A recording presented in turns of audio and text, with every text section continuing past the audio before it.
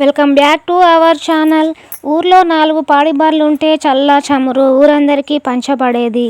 బర్ల పాలను పిండి పిడకలతో అగ్గి చేసి కుండల్లో కాగబెట్టేవారు.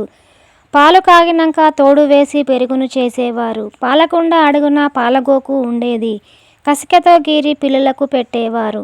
మంచి రుచిగా ఉండేది. ఇది మహా రుచిగా కూడా ఉండేది. తోడు కుదురుకొని పెరుగు తయారయ్యాక కుండలో పెరుగును పోసి కవ్వంతో చిలికి చల్లను తయారు చేసేవారు. ఈ చల్లను ఊరంతా పంచేవారు. చల్ల కావలసిన వారు కొంత తవుడు తీసుకుపోయి ఇచ్చి చల్లను తెచ్చుకునేవారు. తవుడు బర్రెకు దానగా ఉపయోగపడేది. ఇంటికి వచ్చిన చుట్టానికి కడుక్కోవడానికి నీళ్ళు ఇచ్చి తాగటానికి మట్టి ముంతలో చల్లని ఇచ్చేవారు.